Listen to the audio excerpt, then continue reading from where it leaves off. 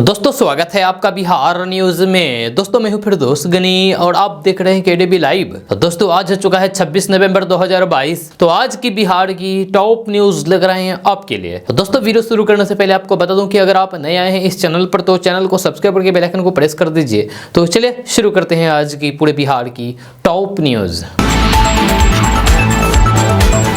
दोस्तों आज बिहार न्यूज में सबसे पहले बात करेंगे कि बिहार में मौसम अब बदलने लगा है, जहां अब ठंड अपना असर तेज करने लगी है। किशनगंज, अररिया, पूर्णिया, कटिहार, भागलपुर और पटना के आसपास के जिलों का पारा भी अब तेजी से गिरने लगा है। कल बिहार में सबसे अधिक सर्द भागलपुर जिले का सबौर क्षेत्र ही रहा, जहां रात का पारा 9 डिग्री तक गिरा। लोग रजाई और कंबल में दुबके रहे। वहीं अगले कुछ दिनों के अंदर अभी और ठंड बढ़ने की संभावना है। जी हां, पछुआ हवा के कारण ठंड अब बिहार में तेज रफ्तार पकड़ चुकी है। कनकनी भरी ठंड में इजाफा शुरू हो गया है। बिहार एग्रीकल्चर यूनिवर्सिटी भागलपुर के मौसम वैज्ञानिक के अनुसार पश्चिमी हवा 6 से 10 किलोमीटर प्रति घंटे की रफ्तार तक चलने की संभावना है। मौसम विभाग के अनुसार अगले 2 से 3 दिनों में रात के पारे में और भी बदलाव आएगा। 2 से 3 डिग्री सेल्सियस तक की कमी तापमान में आएगी, जब दिन के तापमान में विशेष बदलाव नहीं आएगा। मौसम शुष्क होने और आसमान साफ होने के कारण दिन में धूप निकलती रहेगी, लेकिन शाम होते होते ठिठुरन बढ़ेगी और अहले सुबह तक ठंड का एहसास बना रहेगा। दोस्तों बिहार वासियों के लिए एक बड़ी खुशखबरी है। अगर आप ट्रेन से सफर करते हैं तो आपके लिए खुशखबरी है। यह खुशखबरी है कि वंदे भारत एक्सप्रेस को लेकर के बिहार वासियों के लिए खुशखबरी है। बिहार को जल्द वंदे भारत एक्सप्रेस ट्रेन मिल सकता है। विभाग इसकी तैयारी कर रही है। दिसंबर तक अगले वंदे भारत एक्सप्रेस के ट्रैक पर आने की संभावना है। हालांकि नई वंदे भारत एक्सप्रेस के रूट को लेकर के अभी तक मंत्रालय की ओर से फैसला नहीं लिया गया है। रेल मंत्रालय के अनुसार 2 वंदे भारत एक्सप्रेस का परिचालन जल्द शुरू हो सकता है। वही जानकारी के अनुसार भागलपुर और पटना रूट पर इसे चलाया जा सकता है। दोस्तों बिहार के सरकारी स्कूलों में पढ़ाने वाले शिक्षकों को लेकर के एक बड़ी खबर सामने आ रही है। ताजा रिपोर्ट्स के मुताबिक सरकारी स्कूल में पढ़ाने वाले शिक्षकों का अब हर महीने रिपोर्ट कार्ड तैयार करना होगा और अगर कोई शिक्षक लापरवाही बरतते हैं तो फिर उन पर कार्रवाई की जाएगी। खबर के अनुसार शिक्षा विभाग के अपर मुख्य सचिव दीपक कुमार सिंह ने सभी जिला शिक्षा पदाधिकारी को इस संदर्भ में लेटर जारी किया है। साथ ही साथ शिक्षकों का रिपोर्ट कार्ड तैयार करने को कहा गया है। इसी के आधार पर शिक्षकों पर एक्शन लिया जाएगा। आपको बता दूं कि इस रिपोर्ट कार्ड में अटेंडेंस, आने जाने का समय से लेकर के कई जरूरी चीजें मेंशन की जाएगी। जब वहीं अगर किसी शिक्षकों को छुट्टी चाहिए तो फिर पहले ही इसकी सूचना देनी होगी। जब ऐसा नहीं करने पर वेतन काटने की अनुशंसा की जा सकती है। दरअसल बिहार के कई जिलों से विभाग को ऐसी जानकारी मिली है कि बहुत से शिक्षक समय पर स्कूल नहीं आते हैं और पढ़ाई में भी सुस्ती दिखाते हैं। इसलिए विभाग ने अब सभी शिक्षकों का हर महीने रिपोर्ट कार्ड तैयार करने के निर्देश दिए हैं। दोस्तों अगर आप राशन कार्ड बनाना चाहते हैं, यानी कि अगर आपके घर में अभी तक राशन कार्ड नहीं बना है और आप राशन कार्ड बनाना चाहते हैं तो फिर यह खबर आपके लिए है। जी हां, बिहार में गरीब वर्ग के लोगों के लिए सरकार के द्वारा राशन कार्ड जारी किया जाता है। ताजा रिपोर्ट्स के मुताबिक बिहार में राशन कार्ड बनाने की प्रक्रिया को ऑनलाइन कर दिया है। सिवान, दरभंगा, बांका, पूर्णिया समेत सभी जिलों में लोग घर बैठे राशन कार्ड के लिए आवेदन कर सकते हैं और ऑनलाइन के द्वारा राशन कार्ड बनवा सकते हैं। राशन कार्ड के द्वारा सरकार गरीब वर्ग के लोगों को कम कीमत पर अनाज उपलब्ध कराती है। साथ ही साथ सरकार के द्वारा राशन कार्ड धारकों को कई तरीके की सरकारी सुविधाओं का भी लाभ दिया जाता है। इसलिए आप फटाफट राशन कार्ड बनवा लें। आपको बता दूं कि अगर आप राशन कार्ड के लिए ऑनलाइन आवेदन करते हैं तो फिर बिहार सरकार की ऑफिशियल वेबसाइट पर लॉगिन करने के बाद आपको कुछ जरूरी दस्तावेज अपलोड करने होंगे। इसमें निवास प्रमाण पत्र, आधार कार्ड अनिवार्य है। यानी कि आप इन दस्तावेजों के जरिए अपना राशन कार्ड ऑफिशियल वेबसाइट पर जाकर के बनवा सकते हैं। जी हां, आपके आवेदन करने के 28 दिन बाद आपके घर पर राशन कार्ड पहुंचा दिया जाएगा डाक विभाग के द्वारा। दोस्तों अगर आप खिलाड़ी हैं तो यह खबर आपके लिए है। जी हां, क्योंकि बिहार के पटना, नालंदा, पूर्णिया, किशनगंज, अररिया, पूर्णिया, कटिहार समेत बिहार के सभी जिलों में कला, संस्कृति एवं युवा विभाग ने बिहार के खिलाड़ियों के लिए एक सहायता योजना की शुरुआत की है। इस योजना के तहत खिलाड़ियों को सरकार के द्वारा आर्थिक सहायता दी जाएगी। यानी कि अगर आप फुटबॉल खेलने में रुचि रखते हैं, क्रिकेट खेलने में रुचि रखते हैं, वॉलीबॉल खेलने में रुचि रखते हैं या फिर हॉकी खेलने में रुचि रखते हैं, आप किसी भी खेल में रुचि रखते हैं तो फिर आपको सरकार के द्वारा सहायता राशि दी जाएगी। जी हाँ, खबर के अनुसार बिहार में अगर कोई खिलाड़ी खिलाड़ी किसी कारणवश मानसिक शारीरिक रूप से खेलने में अयोग्य हो गए हैं या फिर राष्ट्रीय अंतर्राष्ट्रीय स्तर के प्रतिभावान खिलाड़ी जो प्रशिक्षण प्रतियोगिता अवधि में चोटग्रस्त हो गए हैं, इन खिलाड़ियों को उपचार के लिए सरकार के द्वारा पैसा दिया जाएगा। आपको बता दूं कि राज्य खिलाड़ी कल्याण कोष योजना के तहत खिलाड़ियों को सरकार के द्वारा मदद की जाएगी। इसका लाभ लेने के लिए खिलाड़ी ऑनलाइन के द्वारा आवेदन कर सकते हैं। ऑनलाइन आवेदन की प्रक्रिया 30 नवंबर तक चलेगी।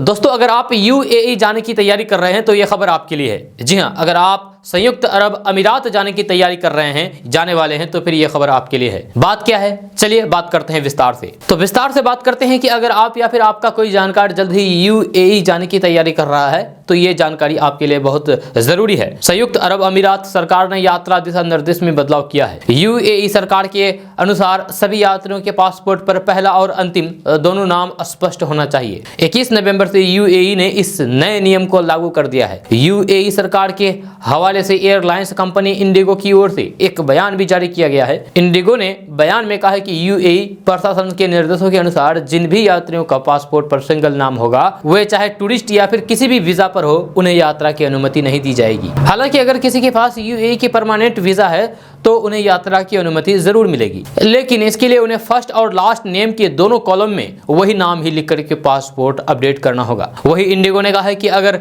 किसी यात्री को इससे अधिक जानकारी चाहिए तो फिर वह वेबसाइट पर जाकर के डिटेल्स से जानकारी ले सकते हैं। यानी कि इस खबर का मिला जुला करके तात्पर्य ये निकलता है कि अगर आपका कोई भी सिंगल नाम है, ये उसके पहले या फिर उसके बाद में नाम नहीं है, सिर्फ एक ही नाम है, एक शब्द का नाम है, तो फिर आप यूएई नहीं जा सकते हैं। अगर आप यूएई जाना चाहते हैं कमाने के लिए या फिर घूमने फिरने के लिए तो आप नहीं जा सकते हैं, आपका अगर सिंगल नाम है। अब आप सोच रहे होंगे कि हम कैसे जाएं, मेरा तो सिंगल नाम है। तो आपको अपना पासपोर्ट में नाम अपडेट करना होगा, यानी कि फर्स्ट कॉलम और लास्ट कॉलम वाला जो खाली होगा जो कॉलम, उस कॉलम पर सेम नाम आपको दर्ज करना होगा, तभी आप जा सकते हैं यूएई। दोस्तों, कुछ महीने पहले बिहार के उप मुख्यमंत्री तेजस्वी यादव बिहार के अस्पतालों का निरीक्षण किया अकेले में, रात के अंधेरे में जाकर के, और वहां पर पाया है कि अस्पतालों में अव्यवस्था चरम पर है। यानी कि किसी भी चीज की व्यवस्था नहीं है, चाहे मरीजों को इलाज करवाने में हो, बैठने में हो, किसी भी चीज की व्यवस्था नहीं है। अस्पतालों में कुत्ते घूम रहे थे रात में। तेजस्वी यादव ये देख करके बहुत ही आग बबूला हो गए। उसके बाद तेजस्वी यादव ने वापस आकर के मीडिया कर्मियों को जानकारी दी है कि अगर इस 60 दिनों के अंदर अस्पतालों की व्यवस्था नहीं सुधरी तो फिर इन अस्पतालों के कर्मियों पर कार्रवाई की जाएगी। लेकिन अब बिहार के उप मुख्यमंत्री तेजस्वी यादव के अल्टीमेट के बाद अस्पतालों की सूरत ही बदल गई है। हम ये बात इसलिए बोल रहे हैं क्योंकि आपको हम अभी इस खबर में बताएंगे। दरअसल बात करते हैं कि उप मुख्यमंत्री और स्वास्थ्य मंत्री तेजस्वी यादव के मिशन 60 के तहत सदर अस्पताल की सूरत ही बदल गई है। खगड़िया के सदर अस्पताल में अभी तक गंदगी और वार्ड में फैले बदबू से जहां मरीज परेशान रहते थे, वहीं अब डिलीवरी रूम में सेंट्रलाइज एसी लग गई है। साथ ही मरीजों के लिए कई नई सुविधाएं और बढ़ा दी गई है। लेबर वार्ड में 7 बेड लगाए गए हैं। मरीजों को बेहतर चिकित्सा मिले, इसके लिए ऑक्सीजन युक्त वार्ड की बेहतर व्यवस्था की गई है। साथ ही नर्सिंग व्यवस्था का भी ध्यान रखा गया है, जिससे मरीजों को डिलीवरी के समय किसी प्रकार की कोई भी समस्या ना हो। महिला वार्ड में यदि कोई मरीज भर्ती होती है और उस मरीज के साथ छोटे छोटे बच्चों को खेलने के लिए सदर अस्पताल के महिला वार्ड में एक चिल्ड्रेस प्ले रूम भी बनाया गया है, जहां पर छोटे छोटे बच्चों के खेलने के लिए कई तरह के खिलौने उपलब्ध हैं। जी हां, सदर अस्पताल में अब 24 घंटे पैथोलॉजी खुला रहता है, जहां पर मरीज की हर तरह की जांच की सुविधा उपलब्ध है। साथ ही साथ 24 घंटे में अब जांच की रिपोर्ट भी मिलेगी। सदर अस्पताल के सभी वार्डों में ऑक्सीजन कनेक्शन भी लग गए हैं। वहीं सभी वार्ड में पाइपलाइन की माध्यम से ऑक्सीजन की सप्लाई भी दी जा रही है। सदर अस्पताल में सभी सुविधा उपलब्ध है, लेकिन अभी भी डॉक्टरों की कमी सदर अस्पताल की सबसे बड़ी परेशानी है। महज 10 से 12 डॉक्टर के सहारे 24 घंटे सदर अस्पताल की व्यवस्था संभाली जा रही है। लोगों का कहना है कि यदि सदर अस्पताल में डॉक्टर की संख्या में बढ़ोतरी हो जाए तो फिर मरीज को प्राइवेट अस्पताल का मुंह नहीं देखना पड़ेगा। दोस्तों, कांग्रेस की ओर से भारत जोड़ो यात्रा निकाली गई है, लेकिन अब राहुल गांधी ने भारत जोड़ो यात्रा के मायने बताया है। राहुल गांधी ने बताया है कि आखिर वे भारत जोड़ो यात्रा क्यों निकाले हैं और भारत जोड़ो यात्रा का आखिर मकसद है क्या। तो चलिए बात करते हैं कि आखिर राहुल गांधी ने भारत जोड़ो यात्रा का मकसद के बारे में क्या कहा है। राहुल गांधी भारत जोड़ो यात्रा के दौरान एक सभा को संबोधित करते हुए मोदी सरकार पर निशाना साधा और उन्होंने कहा है कि देश में विरोधी की आवाज दबाई जा रही है, इसीलिए हमने भारत जोड़ो यात्रा शुरू की है। कांग्रेस के एमपी राहुल गांधी ने कहा है कि देश में हमने भारत जोड़ो यात्रा शुरू की है क्योंकि विरोधियों की आवाज उठाने के सभी लोकतांत्रिक तरीके बंद कर दिए गए थे। हम चुनाव के जरिए उन तक नहीं पहुंच सकते हैं। आपको ये भी बता दूं कि राहुल गांधी ने कोई पहली बार मोदी सरकार के खिलाफ नहीं बोला है, बल्कि कई बार वे अपने भरास भी निकाल चुके हैं। सूत्र के हवाले से खबर आ रही है कि 26 नवंबर को संविधान दिवस के मौके पर कांग्रेस अध्यक्ष मल्लिकार्जुन खड़गे, कांग्रेस सांसद राहुल गांधी मध्य प्रदेश के मऊ में एक रैली को संबोधित करेंगे। इस दौरान दोनों नेता एक ही मंच को शेयर करेंगे। दोस्तों 67वीं बीपीएससी का परीक्षा परिणाम जारी होते ही पटना समेत पूरे बिहार में एक नाम की काफी बड़े जोर शोर से चर्चा चल रही है। वह नाम पूर्व आईएएस अधिकारी अरुण सर का है। दरअसल अरुण सर के मुफ्त क्लास में पढ़ करके इस बार 35 में से 15 छात्रों ने बीपीएससी पीटी में बाजी मारी है। छात्रों के इस सफलता के बाद से बिहार ही नहीं बल्कि पूरे देश में अरुण सर के नाम की चर्चा हो रही है। जब वजह बिना तामझाम के पटना में प्रकृति की गोद में छात्रों को मुफ्त पढ़ाना है। छात्रों के इस सफलता पर केडीबी लाइव की टीम पटना के एनआईटी गंगा घाट पहुंची, जहां अरुण सर की क्लास लगती है। यह बारिश के दिनों को छोड़ करके यहां हर दिन अरुण सर की क्लास लगती है। जहां अहले सुबह गंगा की शीतल लहरों की थपेरों और फिर चिड़ियों की चहचहाहट के बीच सुबह 7 बजे अरुण सर की मुफ्त क्लास लगती है। पटना समेत आसपास के इलाके जैसे परसा से लेकर के फतुहा से छात्र सुबह सुबह की अरुण सर की क्लास में उपस्थित हो जाते हैं। क्या अमीर क्या गरीब, सारे धर्म जाति रंग और फिर लिंग का बैरियर अरुण सर की क्लास में टूट जाते हैं। सभी छात्र एक साथ गंगा घाट के बने सीढ़ियों पर बैठ करके पढ़ाई करते हैं। जब गंगा घाट पर आने वाले छात्र छात्राओं को अरुण सर यूपीएससी और फिर बीपीएससी की तैयारी कराते हैं। अरुण सर से जब केडीबी लाइव की टीम ने गंगा घाट पर खुले में पढ़ाने का कारण और चुनौतियों के बारे में पूछा तो उन्होंने कहा कि उन्हें पाठन पाठन के कार्यों में विशेष रुचि है। अन्य कोचिंग क्लासेस में एसी का बड़ा कमरा होता है, डिजिटल क्लासेस लगती है, इस वजह से छात्रों से मोटी मोटी रकम वसूली जाती है। यहाँ पर वे प्रकृति की गोद में बच्चों को पढ़ाते हैं। छात्र भी मन लगा करके पढ़ाई करते हैं, इसी वजह से छात्र आज सफल के शिखर पर पहुंच रहे हैं। दोस्तों बेगूसराय में लगातार रफ्तार का कहर जारी है। इसी कड़ी में तेज रफ्तार बस ने शादी के मटकोर में जा रहे आधा दर्जन से अधिक लोगों को कुचल दिया। जहां गंभीर रूप से घायल लोगों को इलाज के लिए बेगूसराय के एक निजी अस्पताल में भर्ती कराया गया है। जहां घटना नगर थाना क्षेत्र के NH 31 में स्थित बलिदानी दुर्गा के समीप है। इस घटना के बाद उस जगह में काफी अफरा तफरी का माहौल उत्पन्न हो गया और लोग इधर उधर भागने लगे। दोस्तों बिहार के लाल ने पूरी दुनिया के अरबपतियों में अपना नाम शुमार कर लिया है। बिहार के लाल ने दुनिया के अमीर लोगों की लिस्ट में अपना जगह बना ली है। बात करते हैं कि पटना के सरकारी स्कूल में पढ़े बिहार के अनिल अग्रवाल देश के 100 सबसे अधिक धनी यानी कि अमीर लोगों की सूची में शामिल हो गए हैं। यह दुनिया के प्रसिद्ध पत्रिका फोर्ब्स ने इसकी संपत्ति 2.5 बिलियन बताई है। फोर्ब्स के मुताबिक अनिल अग्रवाल भारत के सबसे धनी लोगों में 97वें नंबर पर, जबकि दुनिया में 728वें नंबर पर है। ऐसे में इन दिनों एक बार फिर से बिहार के अनिल अग्रवाल की चर्चा तेज हो गई है। अनिल अग्रवाल के बारे में कहा जाता है कि वे अपने हर बड़े काम से पहले दही और चीनी जरूर खाते हैं। बिहार की इस परंपरा को अनिल अग्रवाल काफी पहले से मानते रहे हैं। जहां इन दिनों भारत के ये अरबपति उद्योगपति काफी लोकप्रिय हो रहे हैं। खास बात यह है कि ये उद्योगपति औद्योगिक तौर पर पिछड़े माने जाने वाले राज्य बिहार से आते हैं। इस बड़े उद्योगपति की पढ़ाई पटना के एक सरकारी स्कूल मिलर हाई स्कूल से हुई है। अब इनका कारोबार भारत के साथ ही दुनिया के तमाम दूसरे देशों में भी है। जहां वेदांता रिसोर्सेस लिमिटेड के चेयरमैन अनिल अग्रवाल अपने हर खास काम से पहले दही और चीनी खाते हैं। आज भी बिहार और उत्तर प्रदेश के तमाम घरों में दही खा करके किसी भी काम की शुरुआत करना बेहद शुभ माना जाता है। अपने फेसबुक और ट्विटर पर सक्रिय रहने वाले अनिल अग्रवाल ने हाल ही में एक तस्वीर शेयर करते हुए बताया था कि किसी भी बड़े भाषण से पहले वे दही और चीनी जरूर खाते हैं। यह उनका अलग ही और फिर पुराना तरीका रहा है। दोस्तों किशनगंज उत्पाद पुलिस ने एक दिन में 68 लोगों को शराब पीते हुए पकड़ा है। जी हाँ, एक दिन में शराब बेचने वाले और फिर पीने वालों को एक दिन में 68 लोगों को पकड़ा है। दरअसल किशनगंज उत्पाद विभाग की टीम ने बुधवार की रात शराब के खिलाफ छापेमारी करके 68 लोगों को गिरफ्तार किया है, जिसमें 60 शराबी और 8 तस्कर को शराब के साथ गिरफ्तार किया है। तस्कर मतलब कि शराब बेचने वाला। जब विशेष अभियान के तहत बुधवार की रात को उत्पाद विभाग की टीम ने किशनगंज जिले के अलग अलग स्थानों में शराब पीने वालों और फिर बेचने वालों के विरुद्ध छापेमारी की। वहीं एक स्कॉर्पियो और फिर एक कार के साथ एक बाइक को भी जब्त किया गया है। अभियान में इंस्पेक्टर ताहिर अंसारी, अवर निरीक्षक विष्णुदेव यादव, विकास कुमार सिन्हा, सहायक अवर निरीक्षक नीरज कुमार आदि शामिल थे। दोस्तों, बिहार विद्यालय परीक्षा समिति यानी कि बीएसईबी ने मैट्रिक परीक्षा 2024 के लिए रजिस्ट्रेशन की तिथि बढ़ा दी है। मैट्रिक परीक्षा 2024 के स्टूडेंट जो अभी 9वीं कक्षा में पढ़ाई कर रहे हैं वे अब 8 दिसंबर तक रजिस्ट्रेशन करवा सकते हैं। इससे पहले रजिस्ट्रेशन की अंतिम तिथि 23 नवंबर तक थी, जिसे अब बढ़ा दिया गया है। जब बिहार बोर्ड ने बिहार के माध्यमिक स्तर के सभी मान्यता प्राप्त विद्यालयों और फिर +2 विद्यालयों के प्रधानाध्यापक को 9वीं कक्षा में नियमित रूप से पढ़ाई करने वाले स्टूडेंट का रजिस्ट्रेशन जल्द से जल्द कराने का निर्देश दिया है। ये प्रक्रिया स्कूल के प्राचार्य द्वारा ऑनलाइन secondary.biharboardonline.com पर जारी कर दिया जाएगा।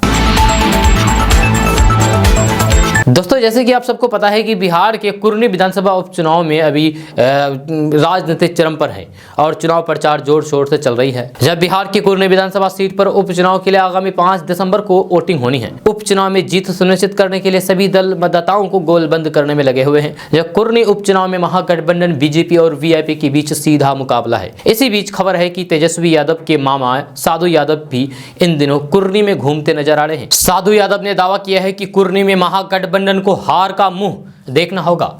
इस दौरान उन्होंने गोपालगंज में आरजेडी की हार को लेकर के तेजस्वी यादव पर जमकर के हमला बोला है। साधु यादव ने कहा है कि असल में आरजेडी ही बीजेपी की बी टीम है जो बीजेपी को जिताने का काम कर रही है। साधु यादव ने गोपालगंज में आरजेडी की हार के लिए सीधे तौर पर तेजस्वी यादव को जिम्मेदार बताया है। उन्होंने कहा है कि तेजस्वी यादव दावा कर रहे हैं कि गोपालगंज में साधु यादव के कारण हार का मुंह देखना पड़ा, जो सरासर गलत बात है। उन्होंने कहा है कि तेजस्वी यादव बीजेपी को हराने के लिए गोपालगंज गए थे, लेकिन बीजेपी का वोट काटने के बजाय वे अपने मामा का ही वोट काटने लगे। साधु यादव ने कहा है कि कुर्नी आरजेडी की सीट थी, बावजूद इसके तब तेजस्वी यादव ने वहां पीठ दिखा दिया। हार के डर से तेजस्वी यादव पीठ दिखा करके भाग गए। उन्होंने कहा है कि जब तेजस्वी यादव ने कुर्नी में पहले ही अपनी हार मान ली और अपनी सीट जेडीयू को दे दिया, तब ये कैसे सोच रहे हैं कि वहां महागठबंधन की जीत होगा। साधु यादव ने कहा है कि कुर्नी में महागठबंधन की हार है, मुकेश सहनी को वोट काटने के लिए खड़ा किया गया है। उन्होंने कहा है कि बीजेपी की बी टीम एआईएमआईएम नहीं बल्कि आरजेडी है जो बीजेपी को जीत दिला रही है। साधु यादव का कहना था कि वे आरजेडी को पैदा करने वाले हैं और उन्होंने ही उसे खींचा है। दोस्तों, पटना पारस हॉस्पिटल में सुनने और बोलने में असहाय बच्चों के लिए अब कॉकलियर इम्प्लांट की सुविधा फ्री में उपलब्ध है। जब पारस HMRI हॉस्पिटल ने हंस फाउंडेशन के साथ मिलकर के ये मुहिम शुरू की है। इसके तहत 4 साल से कम उम्र के वैसे बच्चे जो सुन नहीं सकते या फिर उसके कारण बोल नहीं पाते, उनका कॉकलियर इम्प्लांट निःशुल्क किया जा रहा है। जब पारस हॉस्पिटल के डॉक्टर अभिजीत लाल ने बताया है कि कॉकलियर इम्प्लांट में बच्चों के कान में एक विशेष मशीन लगाई जाती है जिससे उनके सुनने की क्षमता विकसित होती है। जब कॉकलियर इम्प्लांट से जुड़ी सर्जरी काफी संवेदनशील होती है। इसे बहुत ही साफ सुथरे माहौल में और फिर आधुनिक तकनीक के जरिए किया जाता है। इसके लिए पारस हॉस्पिटल बिल्कुल भी उपयुक्त जगह है। तो ऐसे में आपको बता दूं कि अगर आपके बच्चे सुन नहीं सकते, बोल नहीं सकते, या फिर आपके अगल पास के जो बच्चे हैं वो अगर कोई उसमें से कोई सुन नहीं सकते, बोल नहीं सकते, तो फिर आप पारस हॉस्पिटल में जा सकते हैं, वहां पर उसका इलाज किया जाएगा। लेकिन बच्चे की उम्र 4 साल से कम होनी चाहिए। जी हाँ, अगर बच्चे की उम्र 4 साल से कम है और वह सुन नहीं सकते, बोल नहीं सकते हैं, तो फिर आप उसको पारस हॉस्पिटल में ले जा करके अच्छे से इलाज करवा सकते हैं और उनकी बोलने की क्षमता और सुनने की क्षमता में विकसित होगी, जिससे वे भविष्य में बोल भी सकते हैं और सुन भी सकते हैं। तो दोस्तों, बिहार में लूट और हत्या की वारदातें थमने का नाम नहीं ले रही है। हर दिन बिहार के किसी न किसी जिले से हत्या और फिर लूट की खबरें सामने आती रहती है। ताजा घटना बेतिया की है, जहां जमीनी विवाद को लेकर के एक युवक की पीट करके बेरहमी से जान ले ली गई। यह घटना की जानकारी मिलते ही मौके पर पहुंची पुलिस ने सबको कब्जे में लेकर के पोस्टमार्टम के लिए भेज दिया है। हत्या की वारदात के बाद गाँव में तनाव का माहौल है। जी हाँ, घटना मझौलिया थाना क्षेत्र की दूधा मठिया की है। बताया जा रहा है कि बुधवार की देर शाम दूधा मठिया निवासी दिनेश्वर यादव बाजार से अपने घर लौट रहा था। इसी दौरान पहले से घात लगाए बदमाशों ने उसे घेर लिया और लाठी डंडे और फिर लोहे की रॉड से उसकी बेरहमी से पिटाई कर दी। मौके पर पहुंचे परिवार वालों ने आनंद फानंद में उसे इलाज के लिए स्थानीय अस्पताल में भर्ती कराया, जहां डॉक्टर ने उसे मृत घोषित कर दिया। मौत की खबर सुनते ही परिवार वालों में कोहराम मच गया है। दोस्तों किशनगंज जिला में कुछ दिन पहले एक नाबालिग लड़की के साथ एक युवक ने दुष्कर्म किया था, लेकिन अब वो युवक गिरफ्तार हो चुका है। जब पुलिस ने उसे गिरफ्तार करके जेल भेज दिया है। ये गिरफ्तारी महिला थाने की पुलिस ने की है। जब पकड़ा गया आरोपी का नाम अनवर आलम है। अनवर आलम कोचाधामन का रहने वाला है। जी हाँ, आरोपी को बस स्टैंड के पास से गिरफ्तार किया गया है। मामले में 2 माह पहले प्रीता के लिखित शिकायत पर महिला थाने में मामला दर्ज किया गया था। घटना कोचाधामन थाना क्षेत्र की है, जहां 2 साल पहले आरोपी अनवर आलम ने नाबालिग को एक सुनसान जगह पर ले जाकर के दुष्कर्म की घटना को अंजाम दिया। जब नाबालिग लड़की ने घटना का विरोध किया था तो फिर आरोपी ने शादी करने का झांसा देकर के अपनी बातों को रिझाया था लड़की के साथ। उसके बाद शारीरिक शोषण करता रहा। जब लड़की शादी करने का दबाव बना रहा था तो फिर लड़का मुकर जाता। उसके बाद लड़की स्थानीय थाने में जाकर के आवेदन दिया। लड़की की आवेदन के आधार पर जांच पड़ताल की गई, जिसके बाद 2 महीने बाद महिला पुलिस थाने ने उसे पकड़ करके जेल भेज दिया। दोस्तों बिहार में विदेशी मेहमान प्रवासी पक्षियों का आना शुरू हो गया है। जहां गोगाबिल झील कटिहार जिले के मनिहारी प्रखंड से 8 किलोमीटर पूर्व दिशा में और 217 एकड़ भूमि को पक्षी आश्रयनी में इन दिनों प्रवासी मेहमान बसेरा लगा रहे हैं। जहां करीब 7000 किलोमीटर की सफर के बाद साइबेरियन पक्षी प्रवासी पक्षी कटिहार पहुंच रहे हैं। नवंबर के आखिरी सप्ताह में गोगाबिल झील में इन पक्षियों ने अपना बसेरा बना लिया है। पर्यावरणविद सहजन लक्ष्य संस्थान के पक्षी विशेषज्ञ दीपक कुमार ने बताया है कि अब तक 15 से 17 प्रजाति के पक्षी गोगाबिल झील आ चुके हैं, जो अप्रैल से मई तक यहीं पर रहेंगे। साइबेरियन, मंगोलियन, रूस और चीन से अधिकतर पक्षी आकर के अपना बसेरा लगाते हैं। पर्यावरणविद अरविंद मिश्रा ने बताया है कि गोगाबिल झील में प्रवासी पक्षियों की बसेरा का सबसे बेहतर जगह है। यहाँ पर कई प्रजाति की पक्षी का आना होता है। जब यहाँ का वातावरण उनके अनुकूल होता है, इस जगह से पक्षी यहाँ आकर के टिकते हैं। अरविंद मिश्रा ने बताया है कि विदेशी पक्षियों का यहाँ आना पर्यटन की दृष्टि से भी काफी बेहतर है। जब पक्षी प्रेमियों के लिए यहाँ का नजारा बहुत आकर्षण होता है।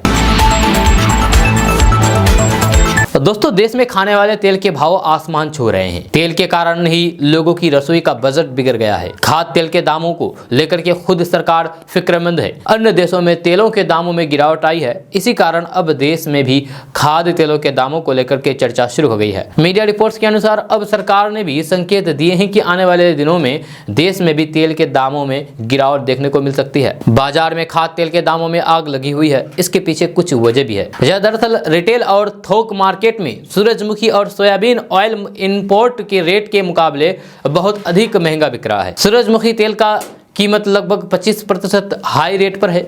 सोयाबीन ऑयल लगभग 10% हाई प्राइस है। अब यदि विदेशी बाजारों की बात करें तो फिर वहां सूरजमुखी तेल सोयाबीन तेल से $35 प्रति टन कम हो गया है।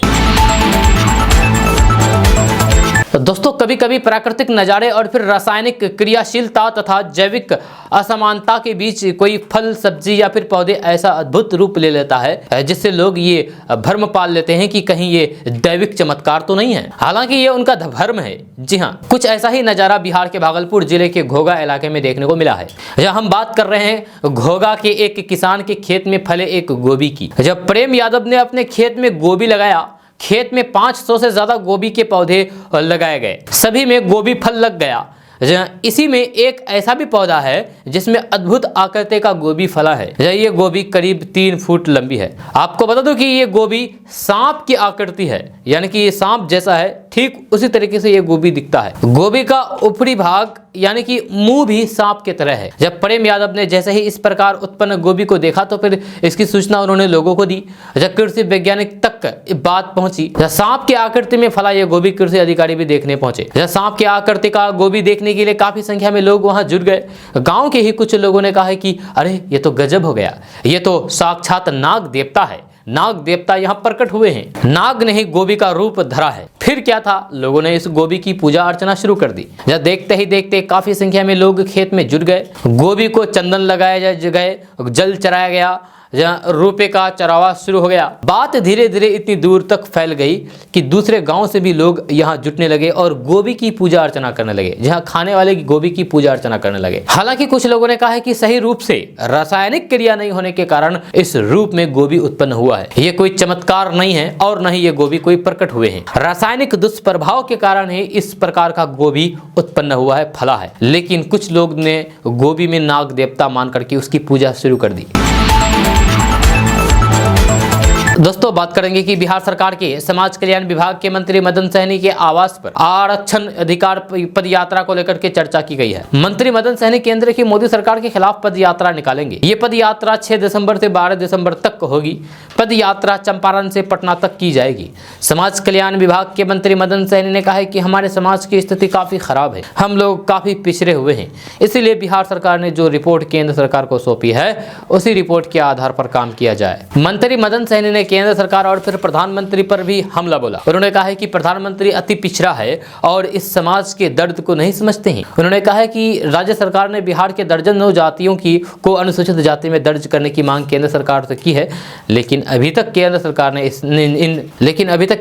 ने इन जातियों को अनुसूचित जाति की सूची में नहीं डाला है। इन जातियों के साथ वे अन्याय कर रही है। मदन सहनी ने कहा है कि बिहार में निषाद जाति को, बिंद जाति को, बेलदार जाति के साथ साथ लोहार जाति को भी अनुसूचित जाति में सम्मिलित करने की मांग बिहार सरकार ने की थी।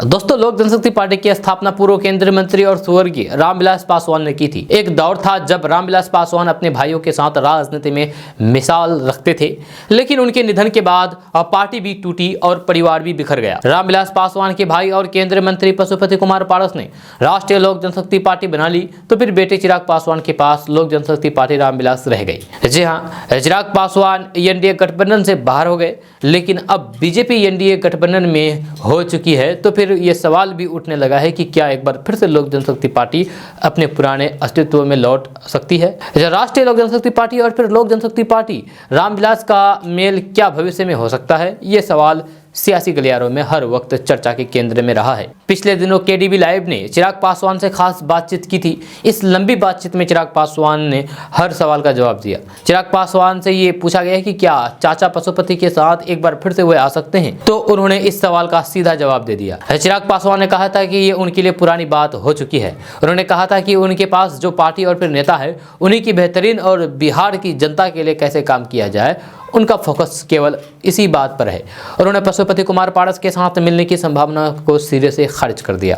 यानी कि चिराग पासवान ने साफ साफ कह दिया कि अब न तो वे अपने चाचा पशुपति पारस के साथ जाएंगे और न ही उनको इस पार्टी में लाएंगे। वे खुद बिहार में एनडीए के साथ रहेंगे और भविष्य की राजनीति करेंगे। दोस्तों बिहार के सरकारी स्कूलों में पढ़ाने वाले बच्चों के लिए एक अच्छी खबर सामने आ रही है। ताजा रिपोर्ट्स के मुताबिक पटना सहित बिहार के सरकारी स्कूलों में आधुनिक विज्ञान लैब की स्थापना की जाएगी। इसको लेकर के तैयारी की जा रही है। खबर के अनुसार आईआईटी पटना के माध्यम से बिहार के 50 मॉडल उच्च माध्यमिक विद्यालय में अत्याधुनिक विज्ञान लैब स्थापित किया जाएगा। इसको लेकर के शिक्षा विभाग ने 6.5 करोड़ रुपए की राशि जारी कर दी है। बहुत जल्द विज्ञान लैब बनाया जाएगा। आपको बता दें कि 2 चरणों में विज्ञान लैब की स्थापना की जाएगी। प्रथम चरण में पटना जिले के 7 उच्च माध्यमिक विद्यालयों में 1 करोड़ 5 लाख रुपए की लागत से विज्ञान लैब स्थापित होगी। इसको लेकर के तैयारी की जा रही है। वहीं दूसरे चरण में बचे हुए 43 विज्ञान लैब स्थापित किए जाएंगे। प्रत्येक जिले में कम से कम 1 मॉडल लैब स्थापित किया जाएगा। इस लैब की स्थापना से सरकारी स्कूलों के बच्चों को विज्ञान की पढ़ाई करने में आसानी होगी और बच्चे विज्ञान लैब भी कर सकेंगे।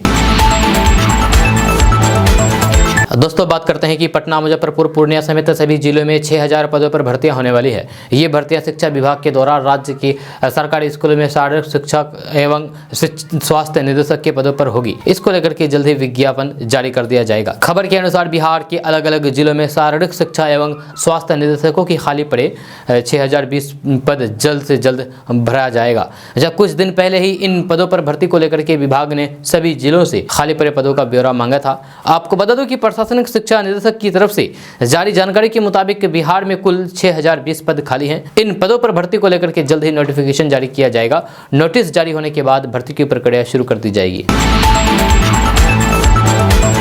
दोस्तों बात करते हैं कि पटना, पूर्णिया, किशनगंज, अररिया, कटिहार सहित बिहार में बहुत से लोग ये जानना चाहते हैं कि बाप दादा की संपत्ति पर किस व्यक्ति का कितना अधिकार होता है। अभी इसी विषय में जानने की कोशिश करेंगे विस्तार से, ताकि आपको भी इसके बारे में जानकारी हो सके। क्योंकि हर परिवार में कभी न कभी बंटवारे को लेकर के झगड़ा होता है या फिर बंटवारे का वक्त आता है, तब उनको ये चीज़ नहीं मालूम होता है कि आखिर संपत्ति बंटवारे का नियम क्या है। तो हो सकता है कि आप कभी घर में कभी बंटवारा हो, तो इसके बारे में आप अभी से जानकारी हासिल कर ले, ताकि बाद में आपको आपको परेशानी नहीं उठानी पड़ेगी। तो बात करते हैं कि बिहार में बाप दादा के पास अगर कोई पुश्तैनी संपत्ति है तो फिर उस संपत्ति पर उस घर में जन्म लेने वाले व्यक्ति को जन्म से अधिकार होता है, यानी कि जन्मसिद्ध अधिकार जिसको बोला जाता है। जब बाप दादा की पुश्तैनी संपत्ति पर बेटा और बेटी का बराबर का अधिकार होता है। इस अधिकार से कोई किसी को वंचित नहीं कर सकता है। बाप दादा की पुश्तैनी संपत्ति पर बेटी भी अपने हिस्से का दावा कर सकती है और पुश्तैनी संपत्ति में अपना हिस्सा ले सकती है। जी हाँ, बाप दादा ने अगर कोई जमीन अपनी कमाई से खरीदी है तो फिर उस जमीन पर कोई भी व्यक्ति अपने हिस्से का दावा नहीं कर सकता है। जब खुद की कमाई से खरीदी गई जमीन संपत्ति को बाप दादा जिसे चाहे दे सकता है, इसमें उनका अपना अधिकार होता है। तो दोस्तों बात करते हैं कि बिहार के शहरों में प्रदूषण का लेवल आसमान छू रहा है। ताजा रिपोर्ट्स के मुताबिक पटना, बक्सर, पूर्णिया, किशनगंज, अररिया, कटिहार सहित बिहार के 12 शहरों में लोगों को सांस लेना भी मुश्किल हो गया है, क्योंकि इन शहरों में प्रदूषण का लेवल खराब श्रेणी में पहुंच गया है। खबर के अनुसार बिहार में जैसे जैसे ठंड बढ़ रही है वैसे वैसे यहाँ प्रदूषण का लेवल भी बढ़ता जा रहा है। ऐसे में लोगों को सावधानी बरतनी जरूरी है, क्योंकि प्रदूषण के कारण लोगों को सांस से संबंधित परेशानी का सामना करना पड़ सकता है। आपको बता दूं कि बिहार के बेतिया और पूर्णिया में एयर क्वालिटी इंडेक्स यानी कि AQI 400 से ज्यादा रिकॉर्ड किया गया है। वहीं बिहार के कई बड़े शहरों में एयर क्वालिटी इंडेक्स यानी कि AQI 300 से ज्यादा दर्ज किया गया है, जो कि इंसान की सेहत के लिए खतरनाक है। दोस्तों बात करेंगे कि बिहार में कार बाइक चलाने वाले लोगों के लिए बड़ी खबर सामने आ रही है। ताजा रिपोर्ट्स के मुताबिक तेल कंपनियों ने पटना, नालंदा, बक्सर, पूर्णिया, मुंगेर, भागलपुर, जमुई में पेट्रोल डीजल का रेट जारी कर दिया है। आज इसी नए रेट से पेट्रोल डीजल की बिक्री की जाएगी। आपको बता दूं कि तेल कंपनियों के द्वारा हर दिन सुबह के समय अपने आधिकारिक वेबसाइट पोर्टल पर पेट्रोल डीजल का रेट जारी किया जाता है। यह रेट इंटरनेशनल मार्केट में चल रहे कच्चे तेल के भाव के तहत किया जाता है। यह खबर के अनुसार आज जारी किए गए नए रेट में कोई भी ज्यादा का बदलाव देखने को नहीं मिला है। हालांकि बिहार के कुछ जिलों में पेट्रोल डीजल की कीमतों में मामूली सी गिरावट देखने को मिली है, वहीं कुछ जिलों में पेट्रोल डीजल की कीमतों में कमी आई है। दोस्तों बात करते हैं कि बिहार सरकार ने अब दुकानदारों और कारखाना चलाने वालों पर भी सख्ती होने वाली है। अब बिहार में रजिस्टर्ड दुकानदार और कारखाना चलाने वालों को साल भर का हिसाब किताब ऑनलाइन देना होगा। इसको लेकर के श्रम संसाधन विभाग ने आदेश जारी कर दिया है। दरअसल श्रम संसाधन विभाग ने कहा है कि अब दुकानदारों और फिर कारखाना संचालकों को ये कहा है कि वे एक साल में क्या काम किया है, कितनी आमदनी की है, कितने कर्मियों से काम किया है, इसका ऑनलाइन ब्यौरा देना होगा। इसके लिए विभाग ने एक ऐप तैयार किया है। जब ब्यौरा के हिसाब से विभागीय कर्मी जांच करेंगे। यदि इस जांच में जानकारी गलत पाई गई तो फिर ऐसे दुकानदार, कारखाना संचालकों के खिलाफ विभागीय कार्रवाई की जाएगी। आपको बता दूं कि फिलहाल बिहार में लाखों की संख्या में छोटी बड़ी दुकानें रजिस्टर्ड है, जहाँ साथ ही 8,200 से ज्यादा निबंधित कारखाना है।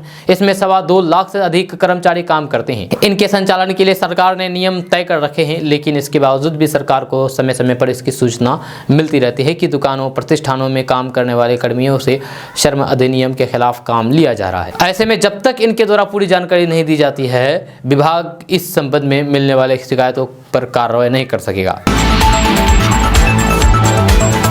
दोस्तों एक तरफ जहां आयुर्वेद को बढ़ावा देने की बात कही जा रही है, तो वहीं दूसरी तरफ बिहार के सभी आयुर्वेद कॉलेज में पढ़ाई की मान्यता ही रद्द कर दी गई है। इसके बाद ये चर्चा आम हो गई है कि बिहार सरकार का आयुर्वेद के प्रति बेरुखी के कारण आयुर्वेद की पढ़ाई करने वालों को ये खामियाजा भुगतना पड़ रहा है। जब गिनती के लिए बिहार में आयुर्वेद कॉलेज की संख्या काफ़ी अधिक है, लेकिन हकीकत में इनके क्या हालात है इसकी सुध लेने वाला कोई नहीं है। इसी बीच अब तो इनमें पढ़ाई की मान्यता भी रद्द कर दी गई है। दरअसल बिहार में 2022-23 सत्र में आयुर्वेद की पढ़ाई की मान्यता रद्द हो गई है। आयुष मंत्रालय के national commission for Indian system of medicine ने न्यूनतम मानक पूरे नहीं होने के कारण पटना में स्थित देश के सबसे पुराने और प्रतिष्ठित आयुर्वेदिक कॉलेज के साथ बेगूसराय के भी आयुर्वेदिक कॉलेज सशर्त मान्यता देने से इनकार कर दिया है।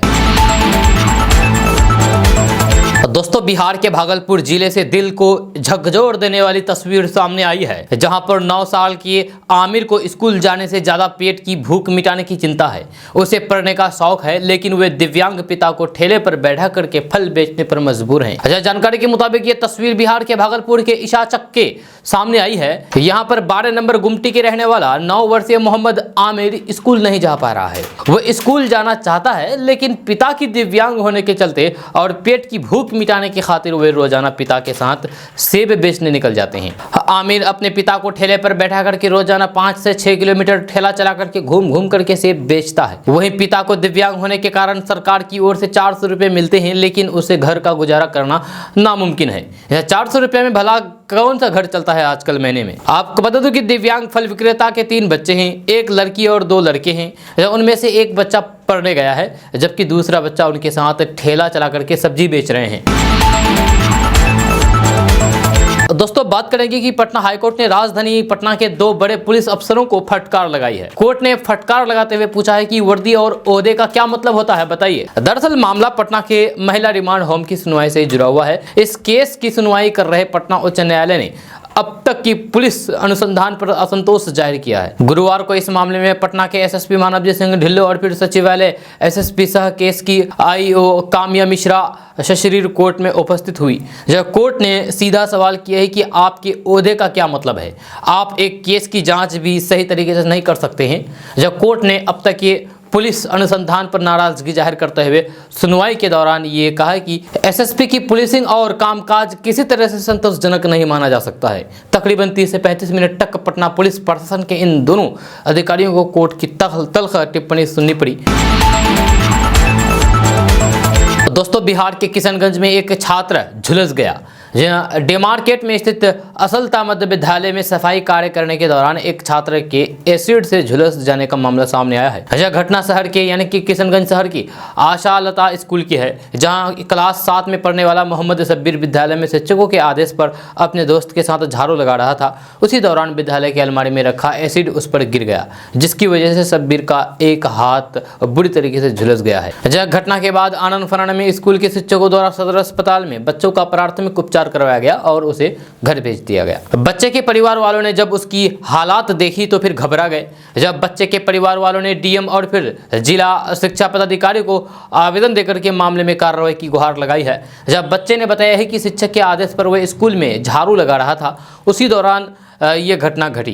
जहाँ आशालता मध्य विद्यालय में कक्षा 7 में पढ़ने वाले शब्बीर हुसैन और कक्षा 8 में पढ़ने वाले सद्दाम हुसैन दोनों पिता शमसुल हुसैन रुईधासा निवासी ने आरोप लगाया है कि स्कूल के शिक्षक द्वारा उनसे कक्षा की सफाई के लिए कहा गया। जब वे दोनों अपने दोस्त के साथ मिलकर के सफाई कर रहे थे तो इसी दौरान अलमीरा में धक्का लगने से अलमीरा में एक बोतल में रखा तेजाब गिर गया, जिसका छींटा पड़ने से एक भाई का हाथ पांव, स्कूल ड्रेस और जूता जल गया। इसके बाद स्कूल के अध्यापक ने उन दोनों का आनंद फराना में सदर अस्पताल में इलाज करवाया। तो दोस्तों आज का न्यूज़ बस यहाँ तक। कैसा लगा नीचे कमेंट बॉक्स में कमेंट करके जरूर बताइएगा। अगर आप नए आए हैं इस चैनल पर तो फिर चैनल को सब्सक्राइब करके बेल आइकन को प्रेस कर दीजिए और साथ में वीडियो को लाइक कर दीजिए, अपने दोस्तों के साथ शेयर भी कीजिए। तो चलिए मिलते हैं फिर नेक्स्ट वीडियो के साथ, तब तक के लिए जय हिंद जय बिहार।